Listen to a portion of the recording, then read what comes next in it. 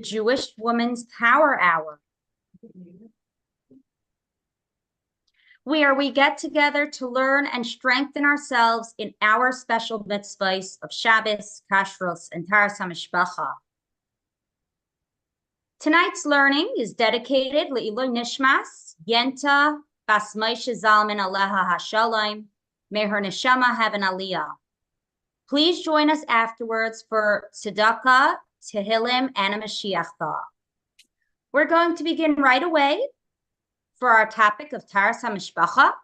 Last week, we concluded the topic of the calendar, and this week, we are beginning with the topic of Hefsek Tahara and Shiva Nekiyim. We are privileged to have back with us again tonight Mrs. Sarah Razel Wagner. Mrs. Wagner is a longtime educator and a certified mikvah.org Kala teacher. Thank you so much, Mrs. Wagner, for being back with us tonight. Okay, thank you so much. It's good to be back. Welcome, everybody. We're going to jump into the topic of Hefsek Tahara and Shiva Nekiyim, and this is actually an exciting topic because this is where the Tahara process actually begins. We know that anytime a woman becomes Nida, there are always 5 steps to the Tahara process. First is a minimum of a 5-day wait or until the bleeding stops.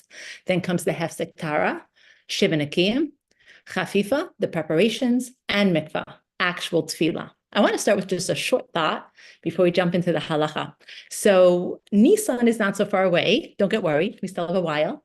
But by Yetzias Mitzrayim, the Yidden were actually compared to a Nida. Nida comes from Lashon Nad, which means to wander. And the Yidden were wandering from Hashem. They had that distance in their state of being. However, they were yearning and driving and leading up to the time of Matan Torah when they were going to have a yichud with Hashem. How much time was there from the time of Yetzias Mitzrayim until Matan Torah? It was 49 days, we count Sfira, right? It was 7 weeks. And the Tzemach Tzedek explains this is actually a parallel between the 7 weeks that the Yidden, from when they left Mitzrayim, counting up to Matan Torah, and the 7 days that a woman counts the Shiva Nekiyim. And just like when a woman completes the 7 days and tevels in the mikvah, she's ready for a reunion with her husband, the Yichud, so too when the Yidden came to Matan Torah, after the 7 weeks of preparation, they were ready for a yichud with Hashem of Matan Torah. And that was the first stage of the marriage, right? The Kiddushin piece. And then when Mashiach comes, we're going to have the Nisuim, which would be taken from Yad right away. So what exactly is the Hefsek Tahara? Hefsek, what does this lashon mean? Hefsek means stopped. Hefsek means that the bleeding stopped. And Tahara, now the Tahara process is able to begin. The reason that we need to do something and check internally to ensure that the bleeding is stopped is because the pasuk says, "V'tahara mimkar dameha," that the purity has to be mimkar, at the source. So even if a woman knows she's not bleeding, even if she knows for sure her period ended, maybe she didn't bleed for a very long time, but there has to be a process that's done to ascertain, the bedika is done to ascertain that the makar, the source of the bleeding, is completely stopped, and that's what the Hefsek Tahara does. The first step of the stages of the Tahara process, we said you have to wait a minimum of 5 days. We're going to speak for a minute, just review how we calculate these days and why we calculate these days. So first of all, how do we calculate these days?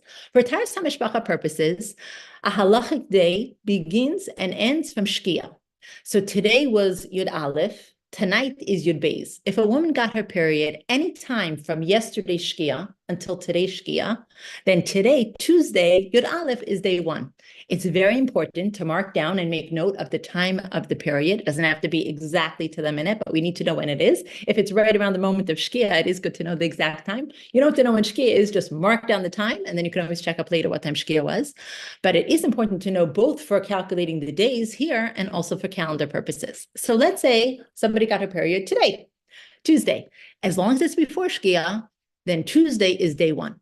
So if she could do her Hefsek Tahara on day 5, that would be Tuesday, Wednesday, Thursday, Friday. Shabbos would be the earliest time she could attempt her Hefsek Tahara. Now, that means obviously the bleeding has to stop by then. Many women aren't ready on day 5, and that's okay. However, if the bleeding is finished, then the Hefsek Tahara can be done.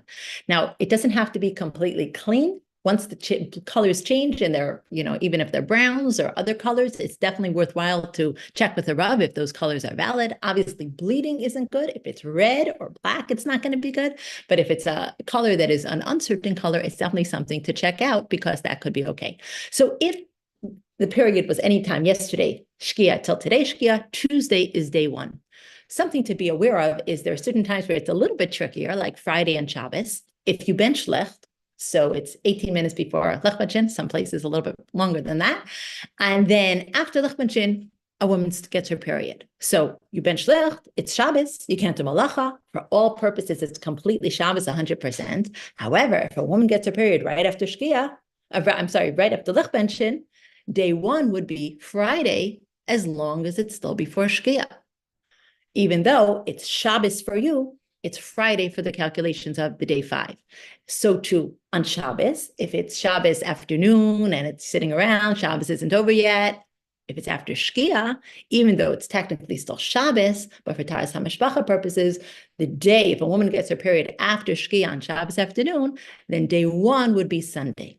So we count the 5 days and pay attention to the fact that day one of these 5 days could sometimes be close to 24 hours. Sometimes it could be 5 hours. If a woman gets a period 5 minutes or 2 minutes before Shkia, then day one of the 5 days can be a partial day or even a few minutes. If a woman got a period today, 2 minutes before Shkia, Tuesday is day one. And if she's clean on the 5th day, then she can do her Hefsek Tahara then, always before Shkia, as we're going to get to. Okay, so that's as far as how to calculate the 5 days. Now we're going to look at why we calculate 5 days. Why is there this need for 5 days? Very often for a period, a woman will bleed for the 5 days and won't be able to do her hefsek before day 5. However, you learned in the Nida class that there are many different ways that a woman can become Nida.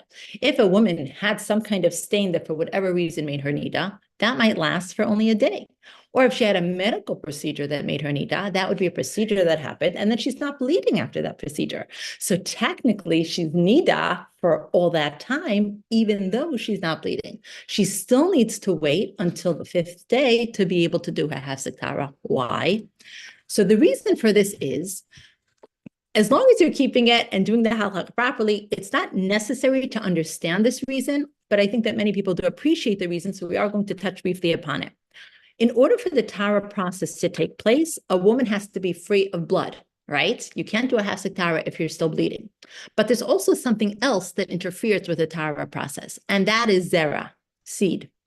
So if a couple was together Sunday night, and Monday morning a woman had a medical procedure, it's true that she's not bleeding after or much after Monday. However, the zera that stays within the body is viable for 6 ainas, which is 72 hours. So even though she's not bleeding, but because there's zera in her system, that would interfere with the Tahara process. So it would be impossible for her to do a Hefsek Tahara as long as the zera is within her. So because it remains for that amount of time, it would be impossible for a woman to do a Hefsek Tahara before the 4th day. And because of Gzeras Chazal, because of a concern of Bein Hashmashes. If a couple was together, let's say Sunday Bein Hashmashes, and the couple thought that it was Sunday, but technically halachically it was counted as Monday, they might make a mistake and miscalculate if they counted only till the 4th day.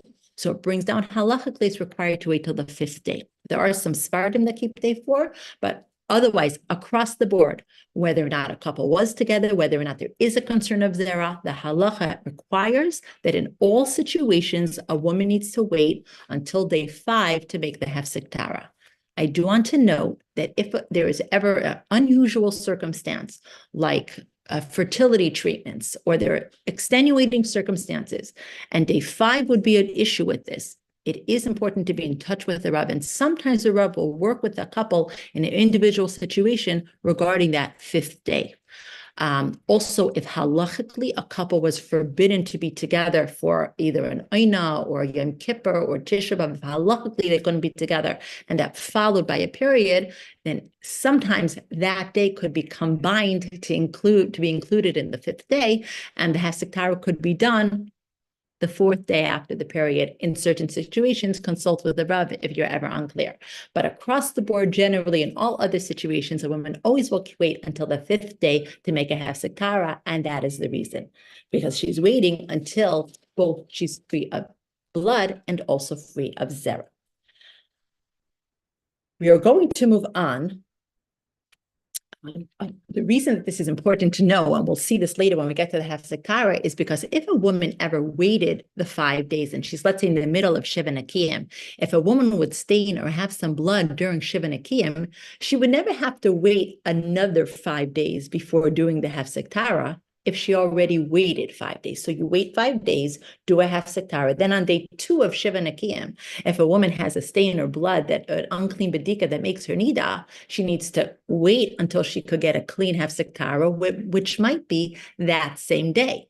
However, she will not need to wait another 5 days, because the only concern of the 5 days, besides for blood, is for zera. And once she's already within a state of being nida, that no longer is a concern. Okay, so this is helpful for understanding that piece. Okay, so now that we explained how to calculate the 5 days and why we calculate the 5 days, we are going to move on to the actual Hefsek Tahara steps.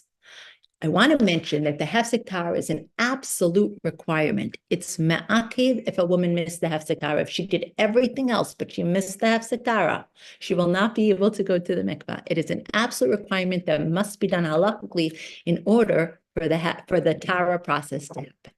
Now, a Hefsek Tahara is done how many days a year? We don't such a audience throwing in the answers, but every single day of the year, a woman can do a Hefsek Tahara. Although mikvahs are closed on Yom Kippur and Tisha B'Av, and a woman isn't able to taivel, but a Hefsek Tahara could be done every single day of the year, including Yom Kippur and Tisha B'Av and the Seder and child's wedding and any other special days that can exist on the calendar, okay? So we're going to talk about the 4 steps of the Hefsek Tahara, which include washing, doing the actual bedika, which when we say the Hefsek Tahara, that's what we're referring to, the actual step of the Hefsek Tahara bedika, followed by wearing white and also the ma'ich. And we're going to go through all of these stages. So let's begin with the first one, washing. It says that a woman washes her body before doing the Hefsek Tahara. Halachically, lechatchila, a woman should wash her body. Specifically, oisei makim. So the vaginal area, the whole lower area between the legs is something that a woman should wash. If it's difficult to wash the entire body, she could suffice with the vaginal area and around there. If she doesn't have water, whatever liquid she has, she can use. If she's stuck in a crunch and she only has a baby wipe and she uses that to wipe herself, that could serve for the washing. Ideally, she should do some kind of wash. Even if the bleeding finished a little bit earlier in the day, she could already wash herself a little bit earlier and then just wipe herself with the baby wipe soon before doing the Hefsek Tahara. If for some reason a woman wasn't able to wash, she said, oh my goodness, it's 2 minutes to Shkia. I totally forgot. I was supposed to do a Hefsek Tahara. She was driving and she didn't get there on time, whatever the circumstances was. If a woman does a bedika and it's clean, the bedika of the Hefsek Tahara, the way that the Hefsek Tahara needs to be done, as we will mention, and she missed the washing, b'diavad, the bedika will still serve as a valid Hefsek Tahara as long as it comes out clean. So she may have missed out on the words of the Chachamim that she needs to wash herself. So next time she'll be more careful to try to make that happen. But the Hefsek Tahara will be valid if it's done even without the washing. And she should not wait and miss the day to do it the next day if she could get a successful Hefsek Tahara on this day. On Shabbos and Yom Tov, when we don't bathe and wash ourselves thoroughly and internally, usually, so it's done a little bit differently. So Yom Kippur and Tisha B'Av, a woman would wash the minimal area, and obviously on Yom Kippur, just like Shabbos, you're not allowed to heat water. You have to use water that's warm in a permissible kind of way, whatever it needs. If Yom Tov, if you're allowed to use the boiler in your house on Yom Tov, you don't have a tankless, you don't have any, super sophisticated ones that are forbidden to use on Yom Tov. If your boiler is permissible to use the hot water on Yom Tov, you may use it for washing yourself for the Hefsek Tahara as well. Not Shabbos, not Yom Kippur, but on a regular Yom Tov, that would be permissible. Okay. Okay. So that's as far as the washing. Okay. And now we're going to move on to the second step, which is the bedika. When we say the Hefsek Tahara must be done. This is what we're talking about, the actual bedika of the Hefsek Tahara, which is the internal check. So as soon as the bleeding stops and there is no longer blood color, right? The red color, a woman can attempt a Hefsek Tahara. Many times women will be able to learn their body. They'll be able to see what it is that when they're ready for a Hefsek Tahara. This could change over time, but sometimes, if a woman is never ready on day 5, she doesn't have to try every day 5 to see if she's going to get a clean Hefsek Tahara. That's just not how it's going to work for her body. But if she's going to wash herself and she's going to be able to get a clean Hefsek Tahara on day 6, then she should go for it. If she could wash herself and get a clean Hefsek Tahara on day 5, she should go for it. There are some women who, if they're going to sit in a bath or wash well internally, they'll be able to get a clean Hefsek a day before they would have gotten a Hefsek Tahara if they didn't wash thoroughly. Okay, so that's just something important to keep in mind. Okay, so on day 5, as soon as the bleeding stops, we're going to attempt a Hefsek Tahara. Even if a woman knows that the following week she will not be able to go to mikvah on the regular time because her husband's going to be out of town or because there's some kind of circumstance, we always do the Hefsek Tahara on time. And one of the reasons for this, first of all, we don't know, we're not Hashem, we don't know for sure what's going to happen, so circumstances can change. But in addition to that, in order for our calendar calculations to be accurate, according to the Alter Rebbe, the Haflaga is calculated from the Hefsek Tahara. So it's very important for the calendar calculations to be accurate to have the Hefsek Tahara on time, and therefore it's important to make sure to do the Hefsek Tahara on time, even if you think you're not going to be able to go to the mikvah on time, and then to be in touch with the Rav about when to go to mikvah. Often you'll wait until your husband's back in town, but that's already something that will be calculated the following week. Okay?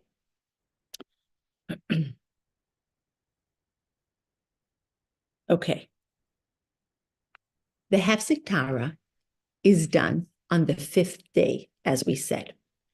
The Shibboleth Nekiyim only will begin the day after. So the Hefsek Tahara is day 0. If a woman does her Hefsek Tahara on a Wednesday, for example, Shibboleth Nekiyim begins Thursday, and the woman will go to the mikvah the following Wednesday. Generally, the same day of the week that you do the Hefsek Tahara before Shkia will be the day of the week, the following week that you'll go to the mikvah, but that will be after nightfall. Okay? So the Hefsek Tahara must be completed before Shkia. We're going to speak in a moment about some different halachic terms for times of day that are significant. It's important to know that you don't have to memorize all these different times. You don't have to memorize when it's plag and every day be aware of mincha katana and plag and shkia. It's something that there are apps you could Google, what time is plag in Mars now, or wherever you are in the world, okay? And you'll be able to find out what time it is. So if you know you're doing a Hefsek Tahara one day, you're going to want to be aware of what the times are. The Hefsek Tahara must be completed before Shkia. If it's done after Shkia, it's not valid. If it's the moment of Shkia, you'll just do it and check with the Rab if the timing worked. However, how early can the Hefsek Tahara be done? What is the accurate time for the Hefsek Tahara to be done? That's what we're going to speak about now. We have a few minutes left. Let's see if we could get this piece in. I'm going to end on this note. So the ideal time for a Hefsek Tahara to be done is close to Shkia, but it must be completed before Shkia. So if you could do it any time of the day and you have no restrictions, okay? 20, 30 minutes-ish before Shkia, you'll go, you'll wash yourself, you'll get ready to do your Hefsek Tahara, okay? Close to Shkia, 20 minutes-ish before Shkia is great. However, the proper time for a Hefsek Tahara and completely acceptable time for a Hefsek Tahara is called Plag HaMincha, or loosely called Plag, okay? Now, Plag is 1.25 halachic hours before Shkia. A halachic hour is when you take all the daylight hours and divide them into 12. That makes a halachic hour. So where we live near the equator, a halachic hour is approximately 50 minutes in the winter and approximately an hour and 20 minutes in the summer. It could go up to or down from. So Plag is about an hour-ish before Shkia. So in the hour-ish time before Shkia, that's the ideal time for a Hefsek Tahara. And in a situation of need, if for some reason it's going to be busy, you're going to be in carpool, there's going to be a lot going on, it's acceptable to do a Hefsek Tahara as long as it's after mincha Chana, which is double Plag. Plag is 1.25 hours, halachic hours before Shkia, which is an hour-ish before Shkia. And Plag HaMincha is Mincha Katan is 2.5 halachic hours. So instead of 1 hour before Shkia, it's closer to 2 hours before Shkia. And you can always Google Maizmanim Hayom, tons of apps around for exactly what time it is in your location. Okay. So if a woman did it after Mincha Katana, because she was going to be in a meeting, she was going to be driving, stuck in traffic, whatever it was, if it's not hard for her to do bedikas, meaning she doesn't get irritated by them, and she has an opportunity to do it again closer to Shkia, that would be ideal because she did it before Plag. However, if it's difficult for her, she's not able to, as long as the Hefsek Tahara is done after Mincha Katana, it is a valid Hefsek Tahara. If a woman ever wants to do it earlier than Mincha Katana, she would need to ask a Rav if b'diavad, her bedika in her circumstance can be valid before Mincha Katana. It depends on several factors and depends on the circumstances. In some situations, b'diavad, a Hefsek Tahara done before Mincha Katana could be accepted. And in some situations, even b'diavad, a Hefsek Tahara done earlier in the day or in the morning would not be valid. So it's very important to check and make sure if you want to do it before Mincha Katana. Okay, so we started Hefsek Tahara. We ended with the timing of the Hefsek Tahara. We're going to start with this next time and Amir Hashem jump into the actual procedure of the Hefsek Tahara. Thank you so much, Mrs. Wagner. For our next topic of Kashrus, we are privileged to have with us Rabbi Bell. Rabbi Bell is the Rav of Congregation Lubavitch in Montreal and the Dayan based in Montreal. Thank you, Rabbi Bell. Okay, thank you for the opportunity of learning some halacha with you. I think we will probably finish the Dinam Basar B'Cholav this week, perhaps. As Hashem Yisborech. So let's get right down to things. I usually start with something which is not of halachic direct significance, but I'll leave that for the end for today's class. We spoke last week about the waiting period, and I did want to mention one additional issue, which is a matter of some controversy and partial misunderstanding, but there are different opinions. Again, even among Rabbanei Chabad, you might find some different opinions that when we have 6-hour cheese, and we discussed last week about the various possible definitions of that, there's an opinion that says that if it's melted, the Yad Yehuda says that if it's melted, then you don't have that issue anymore. Then this itself is a very controversial stance, because if the main problem with the 6-hour cheese was its texture, that it's hard and it gets stuck between your teeth like meat does, so then obviously if you melt it, it doesn't have the same effect. But if the problem or the issue that causes us to have the 6-hour waiting period is because of the stronger taste, as we discussed last week, so then melting doesn't really affect that too much. In addition, the Yad Yehuda was speaking about a case where not like pizza, where the cheese is melted on top and it's standing by itself, but rather it was melted into and mixed into a dish. So there are those that say that this heter, which many of you perhaps heard of, it is controversial, and you should ask your Rav whether it applies to your situation or not if you're dealing with a 6-hour cheese. Obviously, if it's not a 6-hour cheese, then there's no difference. It's the same 1-hour waiting period that you would have even for milk, according to Minhag Chabad, as we mentioned last week. Another issue I wanted to mention about the waiting period, and I think I mentioned it briefly, is that when you have parva food that's made in a fleishika kitchen, so we don't have, if you have a clean fleishika pot, even if it was used in the last 24 hours for meat, so then there's no waiting period. It's fleishik. If you would cook pasta in a meat pot that was used, even if it was used in the last 24 hours, as long as it was clean, there's no meat left in it, so then there's no 6-hour waiting period after having that food. Even if something sharp was cooked inside it, then we do not wait 6 hours after having that parva food. So therefore, if you're eating food that was made by a caterer or something from a restaurant, and it's parva food which was made in a fleishika keli, you don't need to wait 6 hours. However, there's an exception to that rule, and that's when something is deep fried. When you have something in a fryer, let's say a meat fryer, so you have a fleishika caterer, a fleishika restaurant, and he's making fried chicken or schnitzel. He's frying in oil. If the potatoes, for example, somebody's having French fries coming from a fleishika restaurant, if he's using that same oil, so then it's a different situation. It's not the sole issue that you have taste of meat absorbed in the wall of the fryer. You have actual fat of the meat, which is floating around in the oil. And after having such a type of food, one does need to wait 6 hours. They have different sorts of dishes today that the milchika restaurants are frying different sorts of milchika items.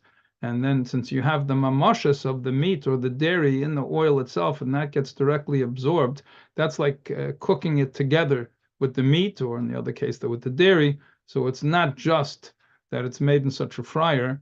We're worried about the mamashas as well. And that's why, even though halachically there's no problem cooking fish in a clean meat pot, or vice versa, there are those that have separate pots for the fish, but it's not halachically required. But using the same oil to fry meat and to fry fish is prohibited according to halacha. So that's another important thing to keep in mind when we're dealing with the waiting periods. And we have some pictures when you think you're deep frying meat, so the fat itself dissolves and goes in. So therefore, even though these are parva officially French fries, but since they have the actual mamashas of the oil goes inside, and that has fleishiks in it, so then one needs to wait 6 hours. Okay, another issue which is unique to Basar b'chalav, which we didn't really discuss, and is right at the beginning of Shulchan Aruch, and it's usually the first thing you learn about Basar b'chalav, that unlike other non-kosher foods, that the prohibition is almost always only a prohibition to eat them, to consume them. You have certain foods where it's also a prohibition to get benefit from them, like chametz on Pesach. Not only you can't eat them, but you can't eat chametz on Pesach, you can't even get benefit. It's also ba'ana. And you have orla, for example, fruit in the first 3 years. There are certain cases where you have a isur hana on the food. Basar b'chalav is unique that it has, not only it's also b'chila, you're not allowed to eat it, you're not allowed to have benefit from it, but you're not allowed to cook it as well. So if a person is in cooking school and one of the dishes requires them to cook milk and meat together, even to cook the meat and milk together and then throw it in the garbage would be prohibited, because the actual act of cooking it itself is a prohibition. Even if the meat is not kosher, if it's a non-kosher species, it's a different story. There's somebody's going to cook pork and milk together. We don't have the prohibition of cooking them together, according to most opinions, not even a rabbinic prohibition. But if it's non-kosher meat, like a McDonald's or something like that, so making a cheeseburger, so that involves the isur of bishul. There are opinions that say this applies even to the absorption of taste in a keli. And if someone is facing a situation such as this, they should consult a rav. It's a big machlikas of poskim regarding this issue. And so just to say, okay, first of all, we have related prohibitions over here that anytime you're going to be running into a situation where you have to cook or get benefit from non-kosher food, you're running into two other prohibitions, potential prohibitions. There's the isur of doing schera. It's a separate rabbinic prohibition. One is not allowed to go into a business that's made on that's based on food which is prohibited by biblical laws. It has nothing to do with milk and meat per se. It's not an isur hana, it's an isur schera. You're not allowed to do business. One cannot make a business selling lobster. Can't go into the lobster. A Jew can't go into the lobster business or into the pork business. If a person goes fishing and happens to catch in the net, he intends to catch kosher fish, and he happens to come across a non-kosher fish in his net, the non-kosher fish is not prohibited by hanas, and he's allowed to sell it, but to establish a business that's the primary business, so that's a problem. Another time you'll run into prohibitions is obviously doing things when you're running a business and you have to work on Shabbos or Yom Tov. So then we have, obviously for the Jew it's prohibited, but even a middle and achri, to telling a non-Jew to do these prohibited acts. I'm not talking about eating now. I'm talking about fixing a broken fridge or something like that. So then this is also another issue. But even if you don't have that, when it comes to Basar B'chalav, we have this prohibition. And it applies even that you're not allowed to give it to a non-Jew, that he should have benefit from it. You can't cook from a non-Jew for him to eat it, even though he's allowed to eat milk and meat. And you're not even allowed to give, if there was a case of milk and meat, let's say somebody made a mistake, they thought it was almond milk, and they poured the regular milk into the meat dish and cooked it together, and it's a biblical prohibition. So they didn't intend to cook something, but they happened to, okay, so done b'shegig. What do they do with it? It's not allowed to get any benefit from it. So not only they can't sell it and you can't give it to a neighbor, you can't even give it to your animal. So if it's your own animal, you think you're saving at least on the chayes, dog food, whatever it happens to be.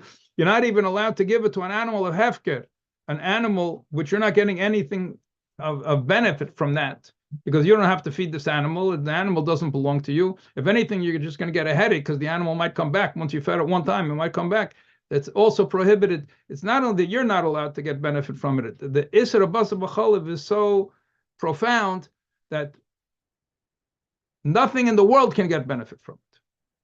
Okay, so common cases where this could come up: if a person is working or owns a nursing home, a hotel, a restaurant, working in a restaurant, a caretaker for another person, and the person is either not Jewish or not careful about kashrus, so one could run into this isser, this prohibition of getting benefit or of cooking. And I started to say before that it's a machlekes a poskim that even a keli, if you have a meat keli, a fleshka keli, and somebody asks you to cook milk in it, so you also have an issue. There are even poskim that say that if it was used before, both for meat and milk, that when you reheat something else in it, it's also a problem. Anyway, this is a big machlekes a poskim, but it's not simple at all. Cooking for a non-Jew, even it's for the non-Jew and it's for the non-Jew's dishes and so on and so forth, it could possibly run into this issue. Cases of indirect benefit, such as a person working in a store, the waitress, delivering things with Uber, things of the sort. There's different, we're primarily speaking over here about direct benefit, but there could be different cases as problematic, and a person should ask those individual circumstances with thereof. Another issue we didn't cover is the issue of bread. There's a chapter in Shulchan Aruch that says that bread must be parv. One is not allowed to make dairy bread. One is not allowed to make milchig bread. Just to make it clear, if a person made dairy bread, it's not the problem that it's dairy. The problem is it's treif. Dairy bread, unless it's made in one of the ways in which it's an exception to the rule, which would mean basically it was baked into a different shape where everybody looks at it and recognizes it, either that this is a dairy bread, or that certainly it was baked in an unusual fashion, that people should ask the question, this is not normal bread, or if it's just a small amount for one meal. There's different atayim for making dairy bread, but otherwise, if you don't have one of them, the dairy bread is not kosher.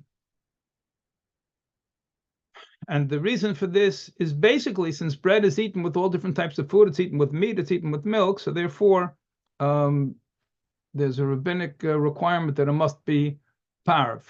So that includes parv ingredients. The question is, what if it's baked in a fleshik oven? We bake parv bread and cakes and things like this in fleshik ovens all the time.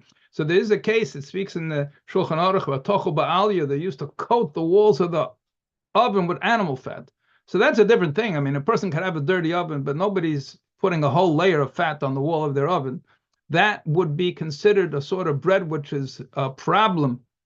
It runs into this issue that the bread is not only, we say that if you bake the cake in a fleshik oven, it's fleshik. Okay, what does it mean it's fleshik? You don't have to wait 6 hours afterwards. You can't eat milk in the same mouthful as that cake. You can't use that bread that you baked in the fleshik oven, unless under the circumstances that we described in previous shiurim, that you can't use that bread baked in the fleshik oven for a grilled cheese sandwich or something of the sort. But there is such a case, a very, very extreme case, and I don't really think this applies today, but there is such a thing as becoming mamish fleshik. There's another issue, which is a separate issue, that the bread should be cut with a parva knife. And once bread is cut with a fleshik knife, so then we have different stringencies, even though it's cold, And even though it looks clean, we have different stringencies regarding fleishik knife. And there's a whole discussion in the Gemara and the Shulchan Aruch about sticking it 10 times into the ground, ne'itza bakarka, which is not commonly done today. There is such a thing, but many people make the mistake. You have elderly people, I know all about kosher. You have to bury your spoons in the backyard. There's no such thing in kashrus as burying a spoon in the backyard.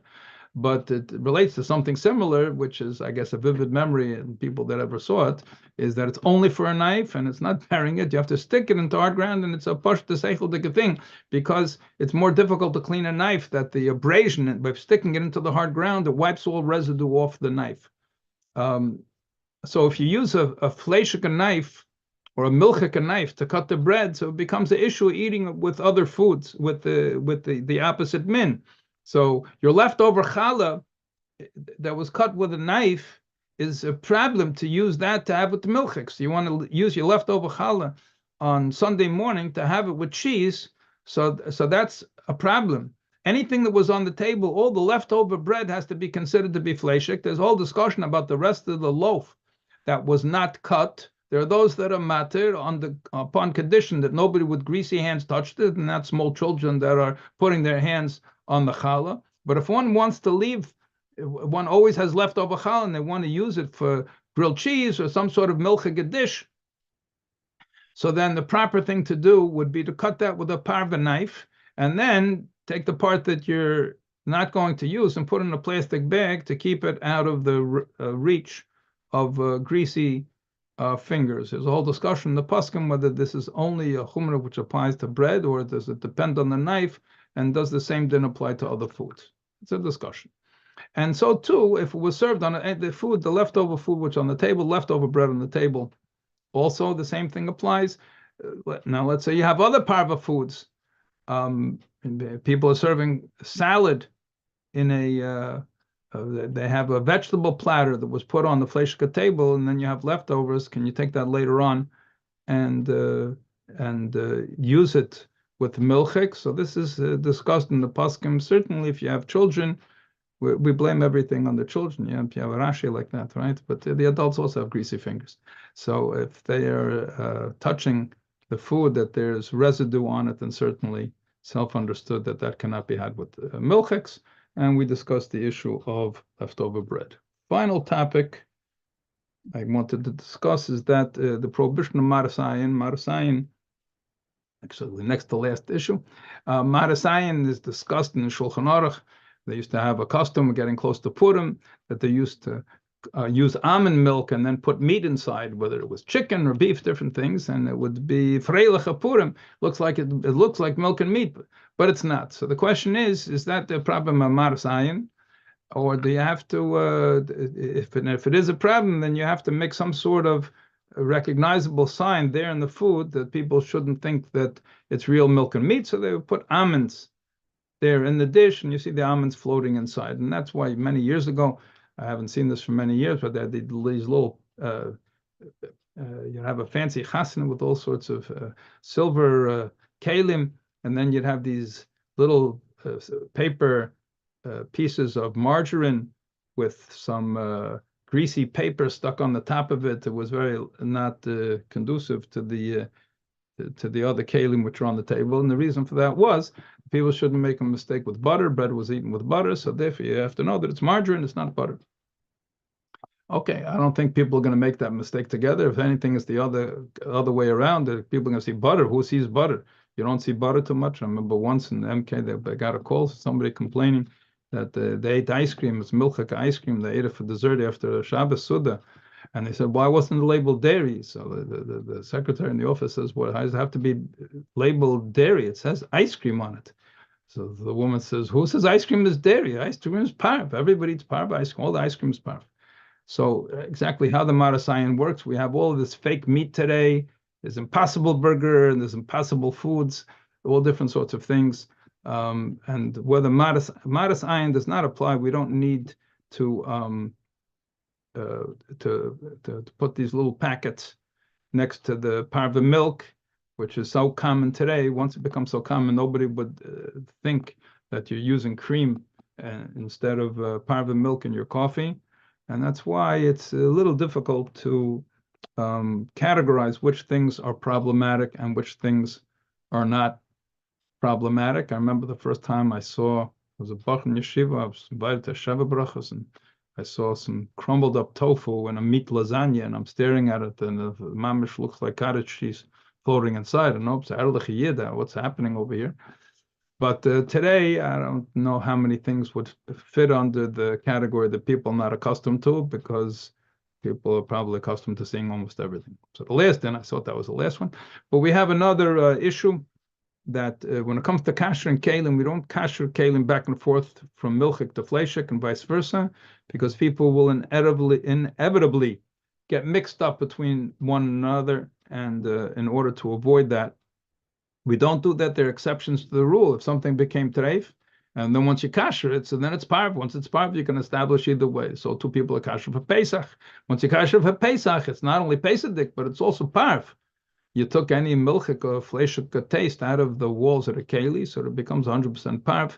So then you could establish it to be the milchik or fleishik. And so too, when it comes to something which is otherwise difficult to do, like an oven, and it's something that it's easy to keep track of, you kasher a spoon, one pot or something like that, then it's very likely people are going to get mixed up. But if you have an oven, it's easy to keep track of and tell people, okay, this oven is fleishik, but we're cooking for Shavuos, and we kashered it, and now it's going to be, we're making milchiks. Make sure you don't make any fleishes until we kasher it back. Okay, so I don't really have time for the Inyan Chassidus, and but we'll stop over here, and I think we'll change topics next week, and I think next week we'll start talking about fish, Basar Hashem. Excellent. Thank you so much, Rabbi Bell. And for our next topic of Shabbos, we'd like to really thank Rabbi Braun for being with us tonight. We know it's hectic, Baruch Hashem, for Simchas, and Rabbi Braun still made the time to be here. So thank you so much, Rabbi Braun.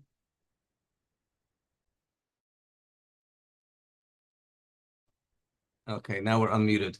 Thank you for that. Mitzvah, we should all have many, many, many simchas. All the listeners of the shir, and even those that are not listening to the shir, the shir brings a lot of brachim to the house, and it brings simchas too. So we had Baruch Hashem, a son that became a chassan with Alachaim tomorrow night, and we're very happy to be here at this shir, which has to do with Hilchos Shabbos. So let's focus on the topic. So we were talking last week we're discussing the idea of bishul b'Shabbos, cooking on Shabbos. And last week we were talking about the difference between a kli rishon and a kli sheni, which is important to understand. It's always important to understand the criteria before we go to the actual halacha.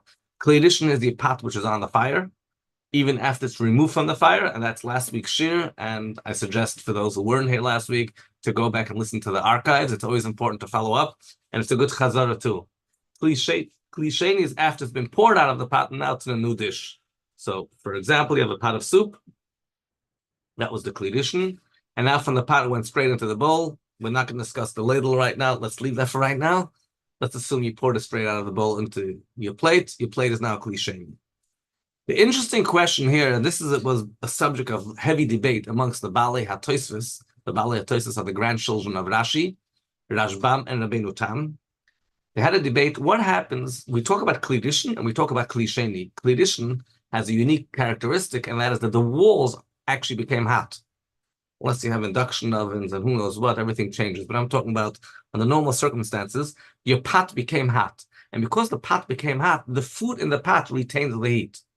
The cup that I'm holding, let's assume this cup is a kli sheni. I wouldn't use this for a kli sheni of hot coffee. It's a plastic cup.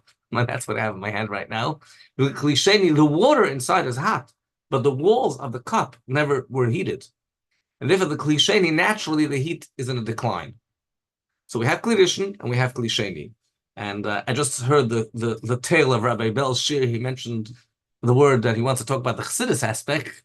I'm just going to throw that in. We have a kli rishon in Yiddishkeit. We have those that are right near the fire. And sometimes you learn a maimer or a sicha and you feel you're like a kli rishon. You got the fire in you. And when you're passing it to another person who's a kli sheni, it's already not the same level.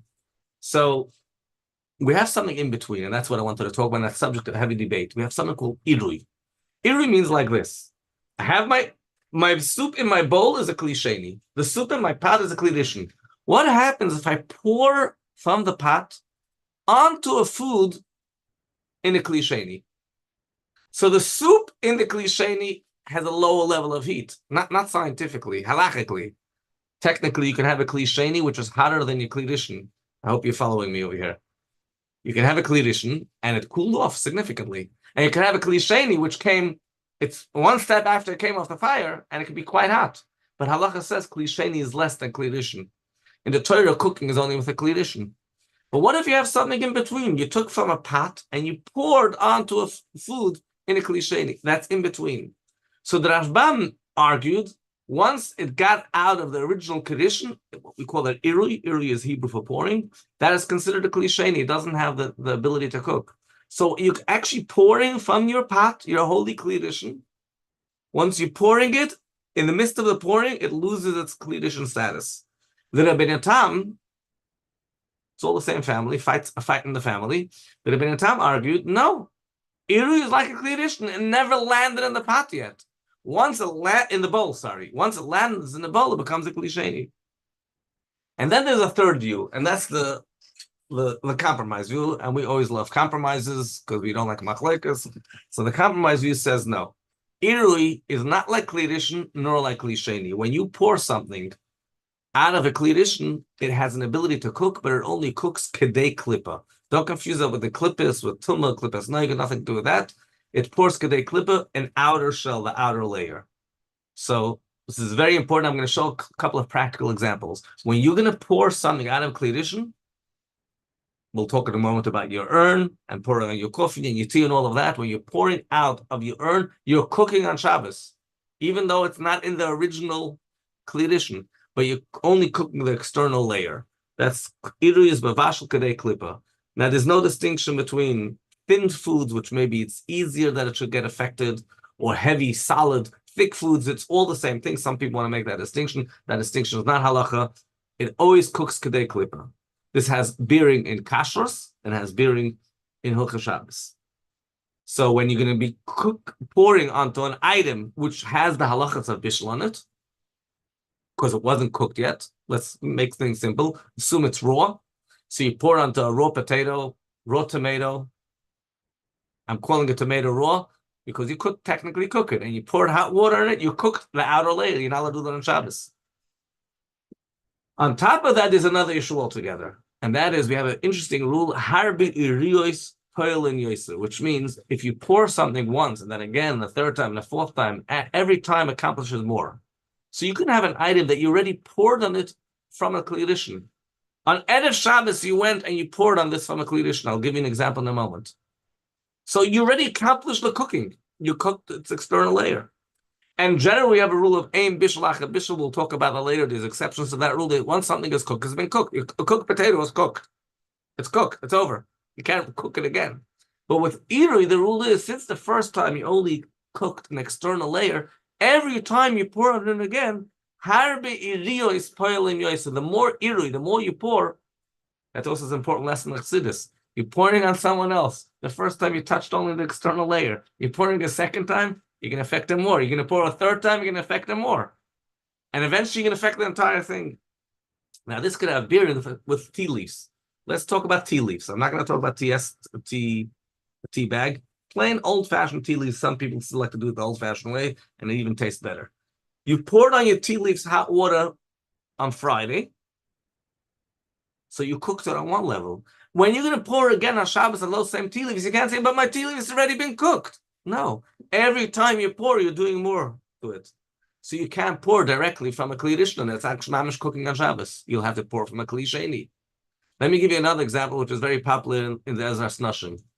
Chocolate, hot chocolate on a cake. So I hear from the Ezra Snashim. It's a very common thing. You want to pour some hot chocolate onto your cake. Now your cake has already been cooked, or more correctly, baked. Now you're pouring hot chocolate on it. We have now irui. Irui is happening. If you pour the hot chocolate on Friday, it's not going to help you because the second time, 1 second wasn't the reason for that is because even though the cake was already been baked, but it was only baked and not cooked. It was never cooked. And we're going to learn that later. Bishul achar afiyah. Cooking is not baking. So your cake was baked. You're pouring hot chocolate on it, you're cooking it. externally. You're pouring again hot chocolate, you're cooking a bit more. Pouring again hot chocolate, cooking a bit more. So you can't do that on Shabbos. However, what's important to realize is that since it only cooks in an external layer, so when you have a food in a bottle, let's say a baby bottle, and you're pouring on the outer, on the baby bottle hot water. Some people do that. They took the baby bottle out of the fridge. You have sometimes you want to make it warmer, sometimes you want to make it colder. It's never perfect. So you took it out of the fridge, you want to make it warmer, you just pour some hot water on the bottle. You're cooking Kedei Klippa. What are you cooking Kedei Klippa? You're cooking an external layer. What's the external layer? The pot. The bottle. The plastic. So we have a rule. Tfana is b'makim klippa. The walls are like an external layer. So you actually haven't really cooked the milk over here. All you did was pour hot water on a bottle. The bottle is the outer layer, so you didn't do any cooking. Therefore, that would be fine. If somebody went and poured on something on Shabbos and he cooked it Kedei Klippa, the external layer becomes usser. Anything that's cooked on Shabbos is forbidden. So you can have an interesting scenario. I don't know if we could use this as a riddle at home. You can have a food where the outer layer of the food is treif and the inner layer is kosher. Where do you have a food that, according to halacha, all you have to do is peel off the outside, it'll become kosher. So one direct example, if you poured on food on Shabbos, hot water on a food, the outer layer is treif, the inner layer is kosher. You now let eat the outer layer because it's done on Shabbos. And what you would have to do is you have to peel off the outer layer. Don't worry, it's not bitter. I know how the subject matter is not bitter. It's not bitter to peel off the outer layer, which is treif, from the inner layer, which is kosher. Now, all this iru that we're talking about, and this is another important rule, is when you pour, there's a direct flow coming from the original source, the klirishon, and it's going down. And that flow links, and that's why it still has a link to the klirishon. As I'm pouring, just to illustrate, as I'm pouring, make believe this is a pot. I'm sorry, I don't have the props over here. This is a pot. This is my cup, a bowl.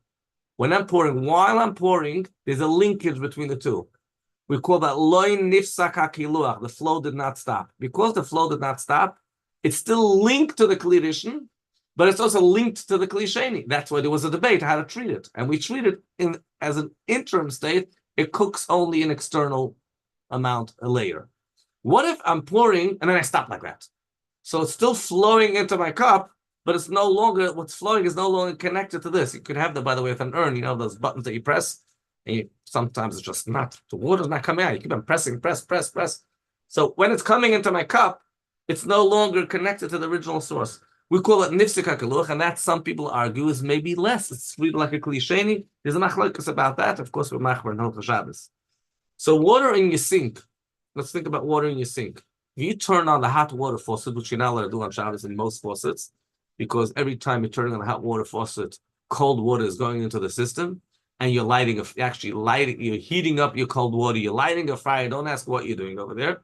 It's forbidden to do that on Shabbos, midiraisa, to turn on your hot water. Never mind if you have an instant tank, it's even worse. On-demand hot water. So when you take water out of the boiler, what is that called? That's called iri miklirishon. That entire long faucet is considered one big klirishon. The same with your Shabbos urn. You have a faucet in your Shabbos urn. That faucet is part of the klirishon. When it's coming out of the faucet, you're doing iri miklirishon. We have a scenario, and I'll give you a practical case. You have pickle in a bowl. Don't ask me why someone's going to pour hot soup onto the bowl with a pickle. Maybe people like that. Hot liquid. So imagine you have a plate, and on the plate, you have a pickle, and then you're pouring. Now, if you pour directly on the pickle, we just said that's irui. The external layer of the pickle got cooked. What if you would pour at the edge of the plate, and then it sort of flows down? In halacha, we call that irui hanischal, a flowing. So halacha says that irui hanischal is another machlokes. Does irui mean that it went directly onto the food, or even if it's still flowing, it didn't stop yet, it's still flowing in the plate till it gets to my... I pour on the side. Some people do that because they want to pour onto the pickle. I want to pour something on the side. I have a big plate. By simchas, they do that often.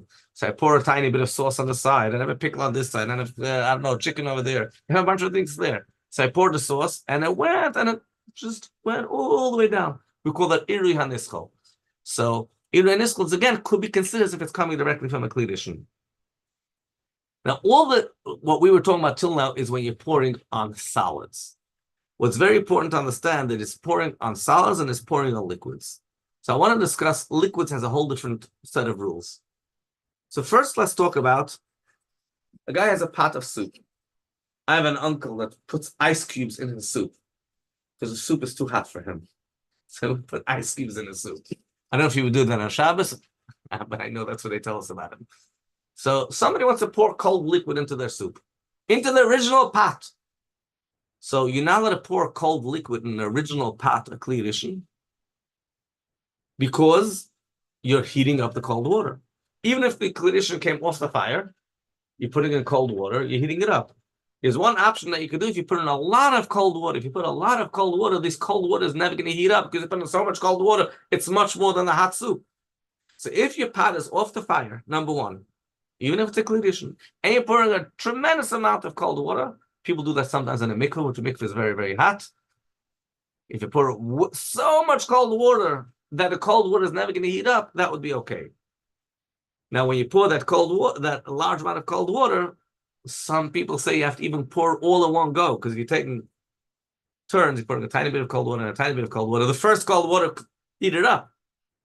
So either you have to pour all in one go, or at least not stop while you're pouring. Now let's look at the reverse, and that's much more common. Not pouring cold into hot, but hot into cold. And here's a very interesting thing. We have an Alter Rebbe says one way, the Tzemach Tzedek says differently, and we Chassidic Chabad, that we hold very highly of both the Alter Rebbe and of the Tzemach Tzedek. But whenever there's a chumrah that the Tzemach Tzedek, something that the Tzemach Tzedek brings, since he's after the Alter Rebbe, we follow the Tzemach Tzedek's position generally. The Alter Rebbe writes in his Shulchan Aruch that you can have a tiny bit of cold water. This is so relevant. And you're pouring hot water into your cold water, it's not a problem. There's no irui. People often ask, they make themselves a coffee on Shabbos. They're pouring hot water from the urn into their cup. Oh, but there's a tiny bit of water in my cup. I didn't dry it from last night. That's a practical case. I'm pouring into your coffee. It's not a smart idea to pour into a milky coffee directly from a parva urn, but that's a kashrus issue. There's cold stuff in my cup, and I'm pouring hot water onto my cold stuff. The Alter Rebbe Shulchan Aruch says that's not called irui. The whole problem with irui is when you're pouring on a solid, because the water hits on the solid, and when it hits on the solid, it cooks it. It cooks the external layer. When you're pouring liquid in liquid, all that happens is everything mixes together. And the bottom, we have another rule, tata gover, the bottom is always stronger. The bottom liquid has an effect, and it cools off the top liquid. I gave an example before of a hot coffee. That wasn't the example. I was talking about when you want to add to your coffee was cold. I just want to clarify that. So I'm adding hot water into my coffee, which cooled off, right? Says the Alter Rebbe, what the bottom, it's also according to Chassidus, Tata Gava, the bottom, this world is the most important world, because the bottom is always the most powerful. So you poured hot water into your cold liquid, nothing happens, says the Alter Rebbe. The Tzemach Tzedek says no. The Tzemach Tzedek says is machmer, even though it says in Alter Rebbe that this is okay. Tzemach Tzedek was talking about tea liquid. Tea liquid means, some people do this still today, they prepare tea essence before Shabbos. The Tzemach Tzedek was talking about a person who had tea leaves mixed in with a liquid, and he has this small chinik, whatever, he has a small bowl, and inside his bowl he keeps some tea liquid. And you just always have to add more hot water to it. Says the Tzemach Tzedek that if you're going to have a tiny bit of cold water on the bottom and you're pouring hot water on it, don't do that. Even though it's not, how could we call that irui? The Alter Rebbe says the bottom is always stronger. But since it's just a tiny amount of cold and a large amount of hot, you shouldn't do that. So if that's the case, if you have your cup, which you didn't dry very, very well, and it has some cold liquid in it, and you pour the hot water into your cup before you're making your coffee, tea, or whatever you're making, you should really dry that tiny bit of cold liquid and not pour directly from the urn on it. So Tzedek says, you want to add hot water, no problem. Take hot water from a kli sheni, not from the urn, pour from the urn into a cup, and from the cup onto your, or just dry your cup, for heaven's sake. It makes it much easier. Now we have another rule, and I'm not sure we'll have a chance to talk about this other rule. Davar gush. So once you took it out of a kli rishon and you put something into a kli sheni, the food in the kli sheni doesn't have an ability to cook. It's a kli sheni now. But we have a special rule called davar gush, which is very important. A davar gush means a solid item. The Marshal, a great sage, wrote a sefer called Yam Shel Shloima Masechtas Chulin, and over there he came with this creative idea that when you have a solid food, like a piece of meat, a piece of fish, a piece of rice, a hot potato, it still stays a klidishin. And his argument is a brilliant argument. His argument is, we'll talk more about this next week, his argument is, why does a klisheni change from a klidishin? Because once it went out of the first original pot, the second pot managed to cool it off. When you have a hot potato and you took it out of your pan and you put it into a plate, the plate doesn't cool off the hot potato because the hot potato retains the heat. The hot potato is itself the bowl. Therefore, that is a kli addition. And there's a chassidus aspect of this too.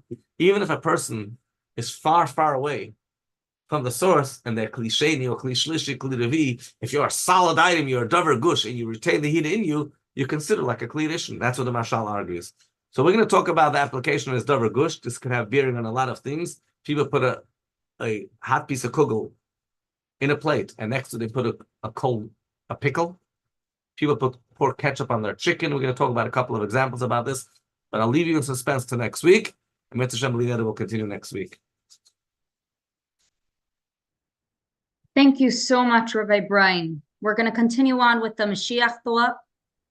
The Rebbe says in Tafshin Mem Aleph, it's not enough to merely tell a child about Mashiach as a remote theoretical matter, thinking that as he matures, he will learn more, because Mashiach is one of the Yud Gimel Ikrim of Emunah, and we must educate a child to yearn for him, to cry out that he wants him, to sing songs, even in English, about him, even if only for the reward of a candy.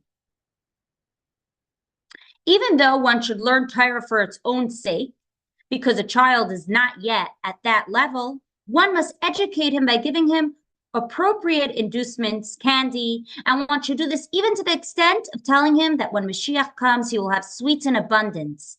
It is through talking to children about Mashiach and their yearning for him that brings Mashiach, when we will have the third and eternal Beis HaMikdash. Also, if you have tzedakah, please join me in giving tzedakah, and we will say together the Rebbe's kapitel. Shir Amales LeDavid, Samachti Ba'imrim Li Beis Adonai Nelech, Oim Dais Hayir Ragleinu B'Sharayich Yerushalayim. Yerushalayim Habenuya Ki'ir Shachubra Layachtav, Shisham Alu Shvatim Shivte Ya Eidos L'Yisrael L'Haydis L'Shem Adonai. Kishama Yashvu Chisais L'Mishpat, Chisais L'Beis David, Shalu Shalayim Yerushalayim, Yishlayu Ayavayach, Yishalim B'Chelech Shalba B'Arman Osayach, L'man Achai V'Reya Yadabra, Nashalim B'Ach, L'man Beis Adonai Lehinu Abak Chetayv Lach. We will now say Kapitel Chaf, for the refuah shalema for everyone who needs it, for the safety of all Yidden in Eretz Yisrael and all over the world, and for the safe return of the hostages. Lamnatech mizmar leDavid yan charina v'yam tzari segev chashem lehei yaakov yishlach ezracha mikodesh u'mitzion yisedeka yiskar kol min chaytecha v'elascha yidash nesela yiten l'chachel v'vecha v'chal atzascha yimale neranena b'shuasecha v'shem lehinu nidgal Yimali Adinai Kol Mashali Sacha Ati Adati Ki Ashia Adinai Meshachai Yanei Mishmei Kachai B'Gvoras Yesha Yaminai Ela V'Recha V'Ela V'Susim V'Anachnu M'Shem Adinai Elehinu Naskir Hema Karav V'Nafol V'Anachnu Kamnu V'Nes Oidad Adinai Ashia Melech Yaneinu V'Yem Karenu. Just some reminders, our playbacks are on mikvah.org/power hour. Also, Project Chana is committed to continuing our weekly learning with quality teachers and an excellent program. Much work goes into the shiurim each week, and we are asking for your support. So if you're listening live or hearing a playback and you appreciate these classes, reach out to us and support us. Go to mikvah.org/donate and dedicate your donation to Project Chana Power Hour. Thank you so much. We also want to give you a quick reminder that our playbacks are also on podcast platform at Project Chana Power Hour. And if you have any questions or you would like to dedicate a class, as usual, in honor or in Nishma, someone, reach out to us on our email, projectchanapowerhour@gmail.com. And B'ezras Hashem, we will see you again next week. And may our learning prepare us and our homes and bring every Yid home to Eretz Yisrael with Mashiach now. Have a great